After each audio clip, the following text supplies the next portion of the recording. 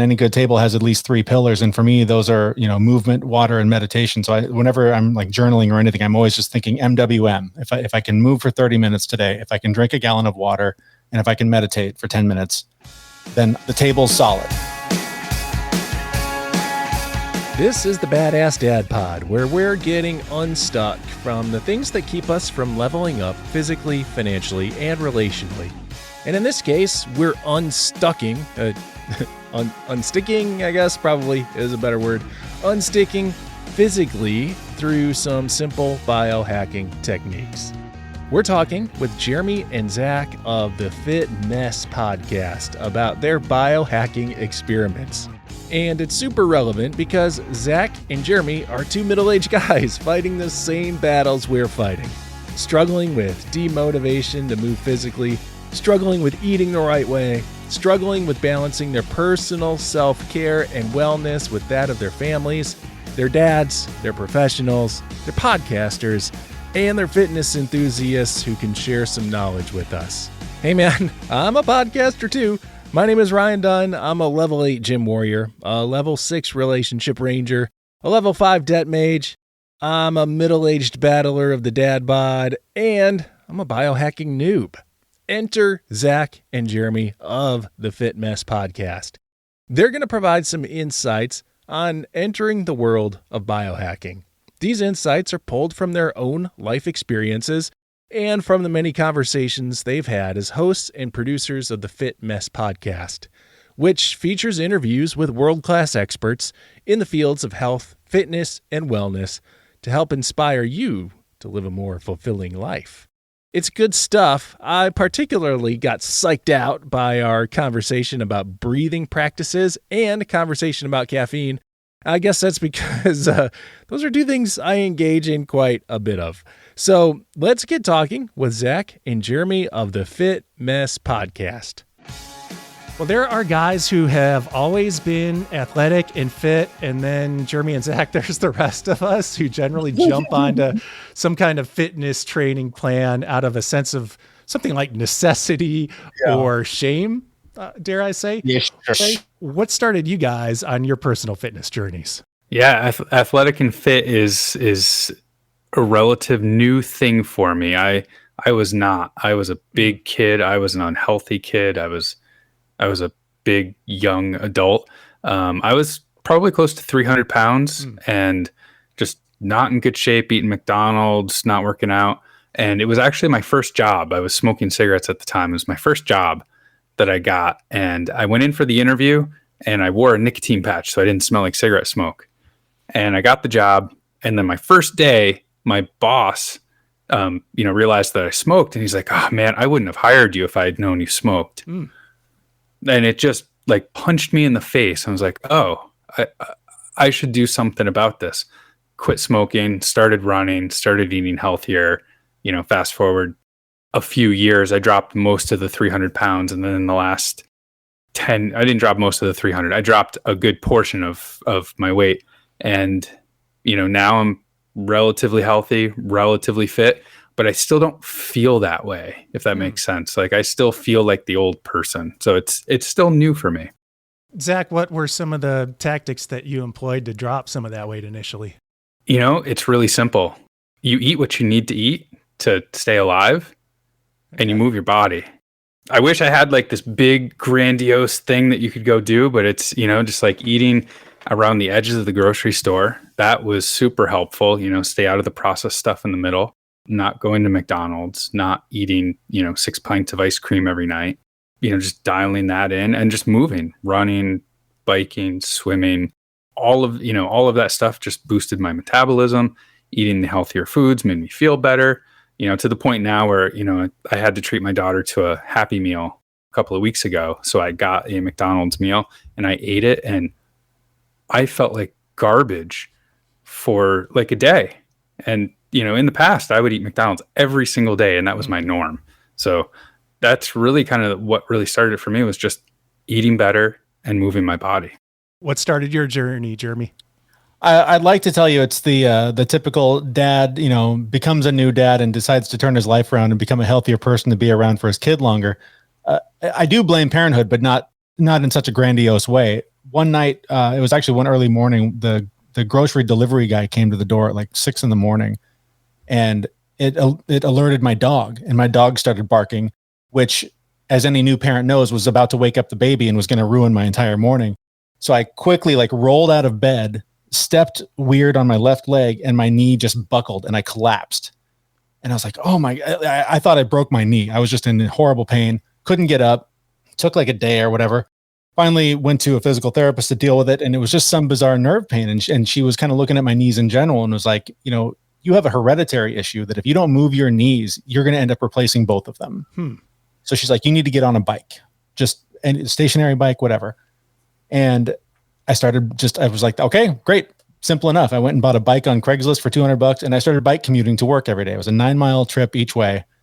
And it was the weirdest thing. I never would have guessed that put me on a overall like spiritual journey to become a healthier person, but it did. There was something about just sort of zoning into that moment and just surviving 9 miles at a time that taught me about living in the moment. And that led me straight to a therapist's office. And he preached, meditation and staying present and all these things.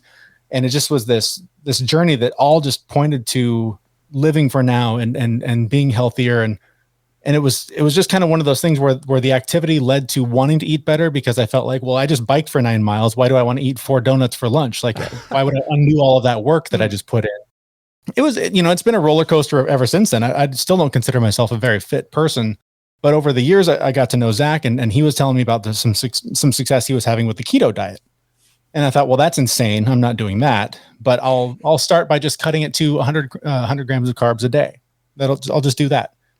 Between that and fasting and drinking a ton of water and exercising every day, I dropped 70 pounds in like a few months. And so since then, it's just been sort of a journey of trying to get over the mental hurdles that get me back outside and running and biking. And that's, I found that so often the challenges that I've faced have been all in my head. And when I'm able to just decide, like when I decided to get on that bike, I decided I'm the weird guy that rides his bike to work every day. And I just became that guy. And when I can get into that headspace, that's when I can make real change. Do you each have personal fitness goals that you're working on right now? I do. Yeah. I've always got something. And hopefully, whatever the goal is, it's more than just getting up off the couch once a day, right? That could be a goal. But I've got one right now. I'm actually dealing with, I actually hurt myself.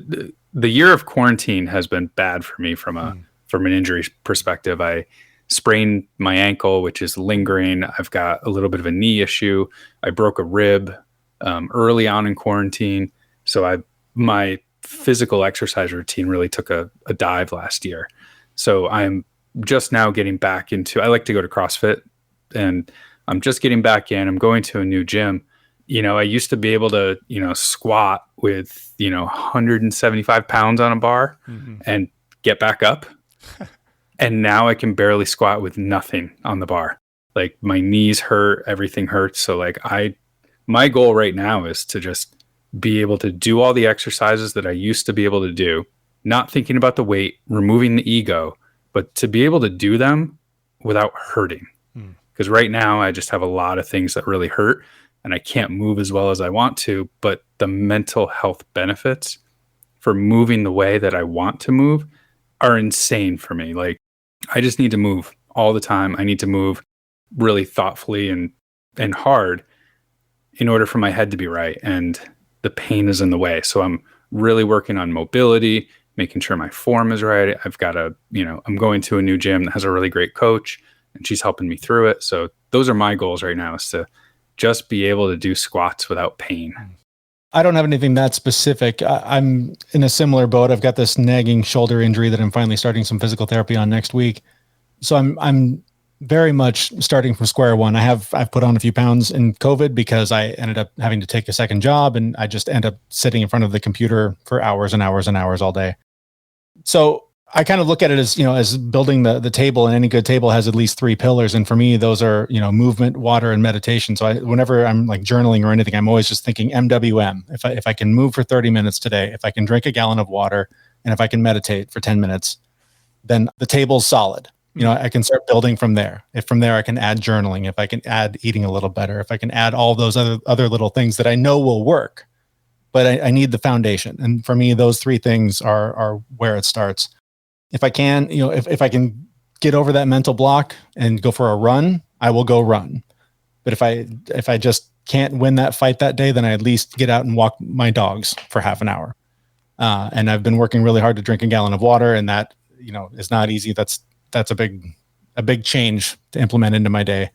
And even meditating. I mean, it's the foundation that sent me on this journey at all. And I will wake up and I know I should do this first thing. Oh, let me just do this really quick. Let me get the coffee started, and then I'll meditate. And the more I put it off, I don't do it. And the three-legged table loses a leg and it falls down, and the rest of the day sort of falls apart. So for me, it's just trying to get time in for those three things so that I can start piling things onto that table and giving it a few more legs to hold it up. And that's a great analogy. I love the simplicity of the MWN, the movement water meditation. Yeah. I get sidetracked so often by the complexity of what I'm doing, right? So yeah. One day a week, I'm going to do plyometrics, and then it's going to be HIIT training the next day. And that is a lot to keep track of, that it's anxiety. And I have guilt even about our show, because every week we're throwing some new concept, some new idea, some new way of looking at things, or some new thing to try. And I worry that our listeners are going, oh God, I can't, you guys have done 73 different things on me now. What am I supposed to do this week? And for me, it's just like, the simpler you can keep it, the thing you're going to do every day is the thing you should do. So if it's just that, if it's just moving, drinking some more water and meditating or praying or whatever your thing is, start there. All of this whole journey, every lesson I've learned has started with taking one small step, because it leads to another one, and that just keeps the path going. But as soon as you stop taking those steps, that's when you're not growing. You're not making that progress. Let's talk about the Fit Mess podcast a little bit. You've been at it for a number of years. You've talked to a whole lot of fitness coaches, some biohackers, some mental coaches. You guys are engaged in those fields yourselves. As you have grown a community related to the Fit Mess podcast, what are some of the common excuses or reasons or hangups that you hear that really act as impediments to people's fitness success? The first thing that comes to mind, I think, is pretty universal, and it's cultural and it's time. Like, in the best of circumstances, we were all working 8 hours a day, commuting 2 hours a day, rushing the kids to soccer practice or swim camp or whatever it was. So when in the world are you supposed to get in an hour at the gym and a half an hour to meditate and an hour to journal and all the things that all the memes tell you to do? There's just no way. And culturally, we don't appreciate those things. I think that for a lot of people, this last year has changed that a little bit. I think a lot of people were forced into isolation and forced to spend a little time with themselves and figure out, oh, this is what's important to me. I don't have to care about deadlines and TPS reports and all the things. I can focus more on making time for myself. I think those are kind of the two biggest things that are pretty universal. It's just that we don't live in a society that is built for us to put our own self-care first. It's all about profit and keeping jobs and staying employed. I think that's been pretty common from what I've heard. And I'll add one thing, like, on top of that is, most of the things that we're talking about, whether it be exercise or a mental activity or journaling, like, this stuff is not easy. You can't just pick it up and do it. And I have this conversation with my daughter a lot when she tries something new. She gets very frustrated that she's not good at it right away. Right. And I have to say, no, you're not good yet. You have to practice. You have to keep putting effort into it. If you haven't worked out before and you go try and work out, that sucks. That's horrible. That's pain like you would avoid for the rest of your life if you didn't know the benefits of it. Right. If you're sitting down to journal and you've never journaled before, right, you're going to judge yourself. You're going to say, I'm bad at this. I'm terrible at this. If you're going to meditate, I tell myself all the time, I'm terrible at meditating, which is the leading procrastination thing for me. So I think, in addition to all of these busy things that we have, these things going on in our lives, right, that it's the path of least resistance, all this other stuff, it's really hard to take control of your life and implement a lot of these solutions and actually get benefit from them. And one thing I think that we try to help with that is, I think a lot of people feel really alone in that. in that struggle, whatever the thing, whatever they're trying to do, whether it's, I just don't know what to eat. I don't know how to exercise. I don't know how to journal. I don't know how to meditate. And so people don't try, and then they feel bad about themselves, but they don't really have a place to go or someone to talk to unless, please get a therapist. Everyone, I can't recommend enough, get a therapist, no matter how mentally healthy you think you are. But just lifting that isolation, lifting that feeling of I'm alone in this. Nobody else struggles the way I do. Nobody else doesn't get it the way I do. Nobody knows what they're doing. I don't care how many degrees are hanging on the wall. It's all personal experience. Some of it is education. Some of it is, formal education. But that loneliness, I think, is just such a killer and such a motivation killer. So that's where, to me, that's why we started this, is just to try and go, especially for men, by the way, talking about life is hard. Things are difficult. It's difficult to be a dad. It's difficult to be a husband and to feel good about how you're doing it. Just trying to create a space where that is acceptable to talk about and you can feel comfortable and safe talking about it.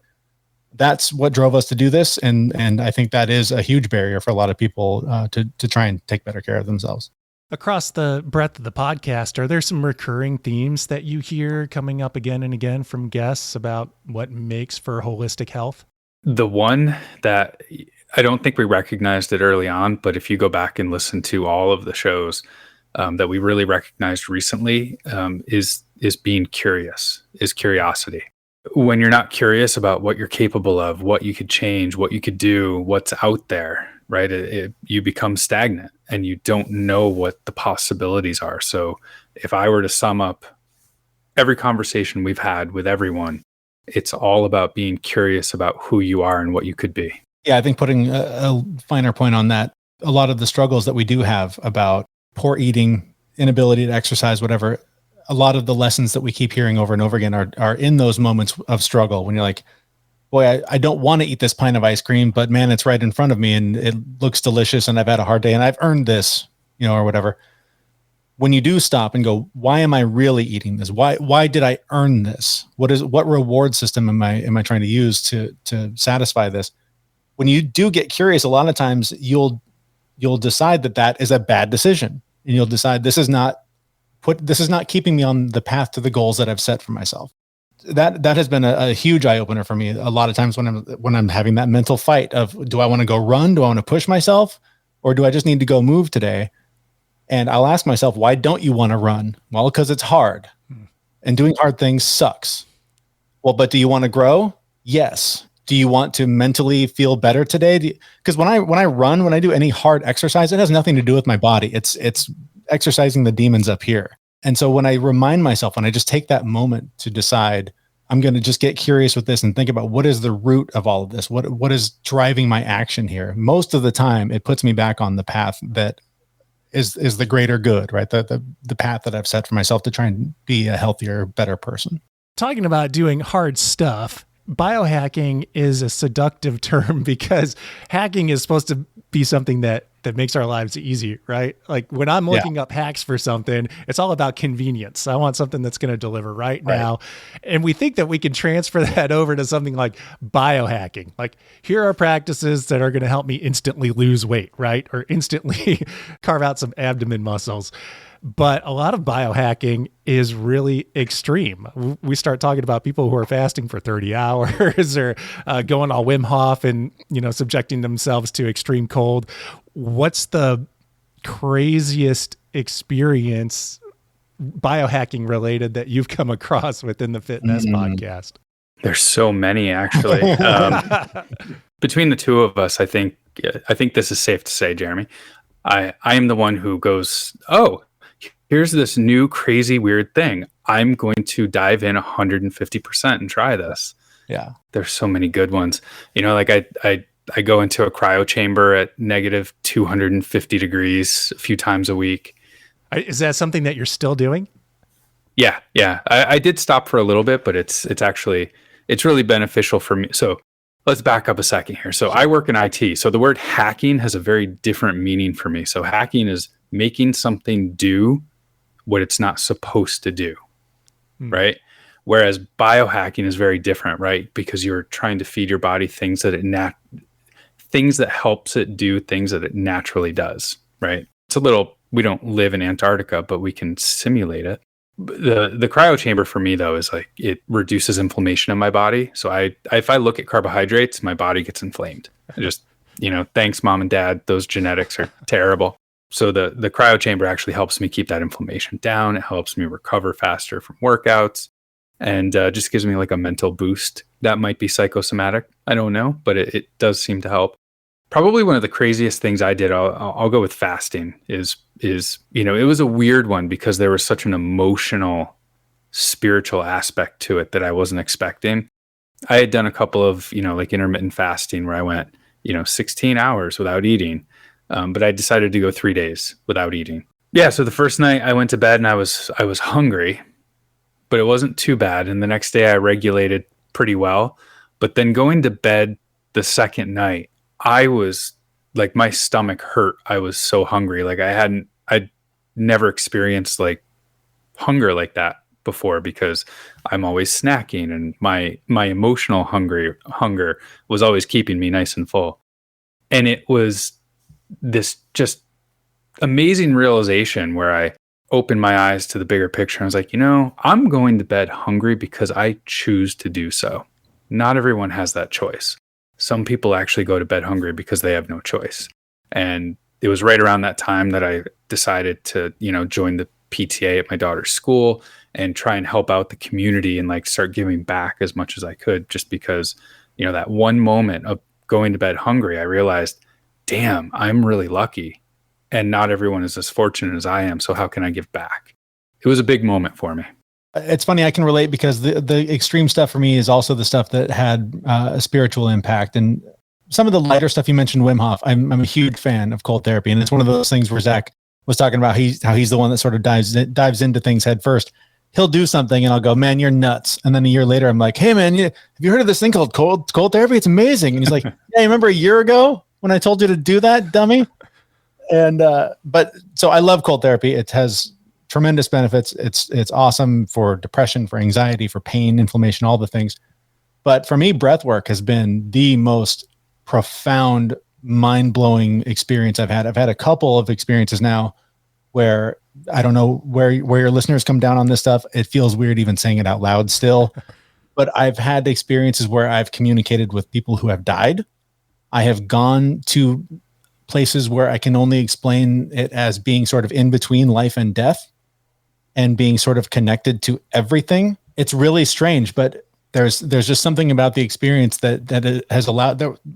Maybe the simplest one to explain was I've had a couple of close friends and colleagues that have died over the years, and one of them died within the last couple of years. And I went to a breathwork session, not even intending to deal with that, think about it, process it, had nothing to do with it. But in the middle of the session, they kept coming into my mind. I kept just sort of seeing them. And I just was like, where are you? Like, are you okay? Where are you? And they all like in unison responded, it's all the same. It's all a tapestry. It's all the same. And there was just this weird rush of relief and comfort. And my sort of, it's very easy to have a relationship with death when you're in your mid 40s and you're relatively healthy to be like, oh yeah, I'm not as freaked out about it as I was. That might change in 30 years. But that experience made me just sort of go, I can sort of understand that. I can sort of get how it's all the same. And we are all just energy moving through different forms and whatever.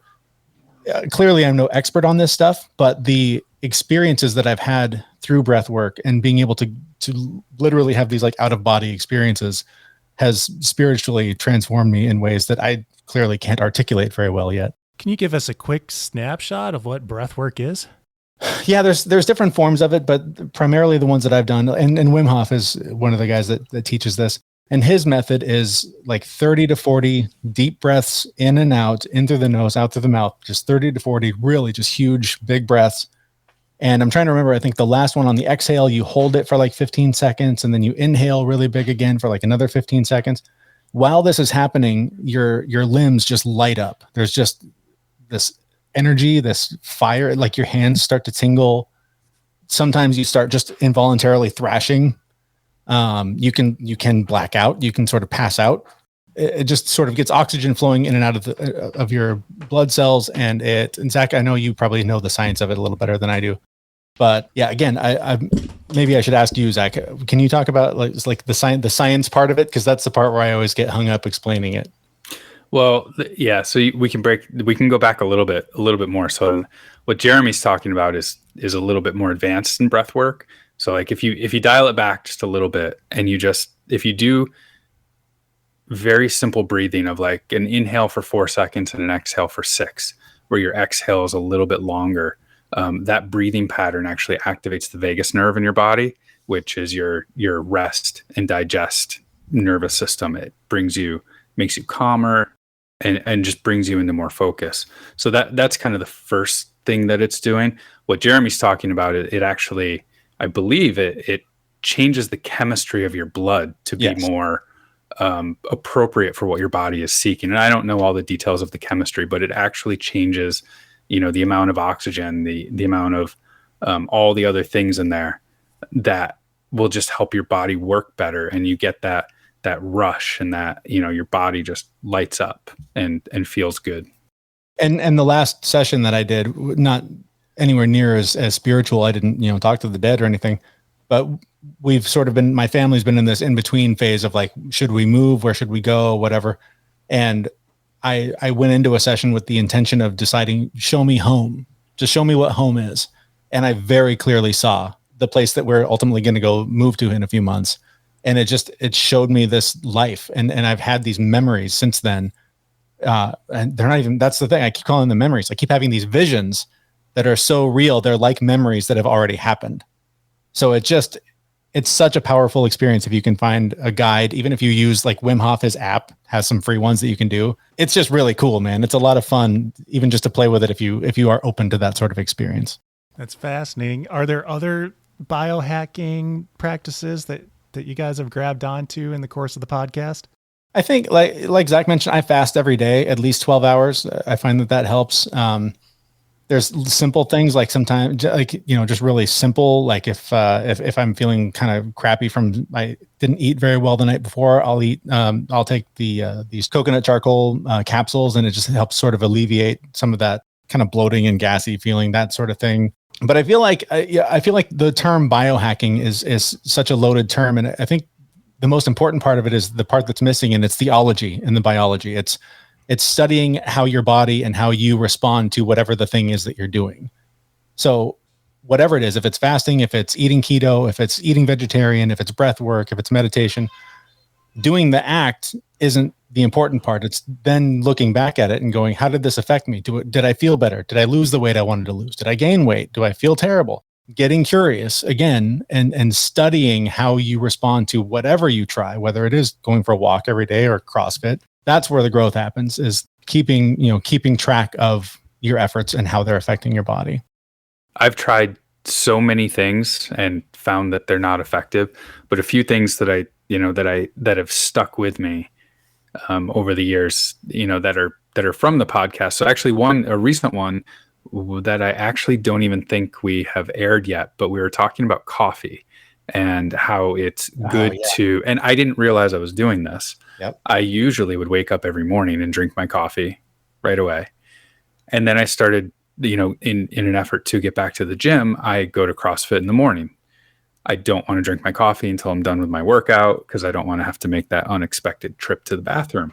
So I've been delaying my coffee 2 hours. And then we interviewed somebody and she was saying, by delaying your coffee, it allows your body to naturally wake up to produce all of the things that you need to come alive. When you drink coffee first thing in the morning before your body has had that opportunity, the coffee is waking you up and your body doesn't have to do it. So your body it's not used to waking you up. So if you delay your coffee, your body has to do it, and it gets better every time. And I was amazed, because for the last few weeks, that's what I had been doing. And I was wondering why on these days I felt so good all day. Is because I let my own body wake me up before the coffee. Yeah, I tend to drink coffee all day long. And after we talked to that guest, she said, delay your coffee for 2 hours, because all you're doing is dumping caffeine on your adrenal system and you're suppressing it. So you're not allowing your body to naturally wake up. And I was like, okay, this is insane. I don't know if I can do the full 2 hours. but I did the first couple of days. I just put it off, and I'm back to like 1 or 2 cups, and then I'm fine all day. There's like it just sort of stabilized my energy, so I don't need the caffeine to keep me going because my body's doing what it's supposed to be doing. And again, I only know because I went, how is this going to affect me? And noticed the change and implemented it. By being curious, right? Yeah, it all comes back around again. Well, thank you for that insight. So I am a heavy coffee drinker. I'm a little nervous about going for 2 hours, but I'm willing to give it a shot. But like anything, man, like anything, small steps. Go 15 minutes, then 30, then an hour. Build up to it if you're not ready to take the deep dive. Well, Zach and Jeremy, where are we going to find out more about what you guys are up to and sharing some more of your adventures? Our website's the best place, thefitmess.com. It's got links to all of our Instagram and Twitter and Facebook and the newsletter. And we are currently putting together a mastermind course that we're going to try and get some folks to sign up and just sort of hope to hold each other accountable for a number of different goals. So we'll have some information posted there sooner than later, hopefully. Cool. Again, check out Jeremy and Zach's world-class interviews at thefitmess.com. That's all I got on this episode of the Badass Dad Pod. I remain your humble podmaster, Ryan Dunn. We're checking in with each other regularly over on Facebook through the Badass Dad Squad group, so come, jump into the conversation, will you? Also, will you hit subscribe and leave a helpful review for this podcast? That is one super badass way of saying thanks. Music is by I.O. Allen. I'll be back with more truth for badassery next week. Okay, bye.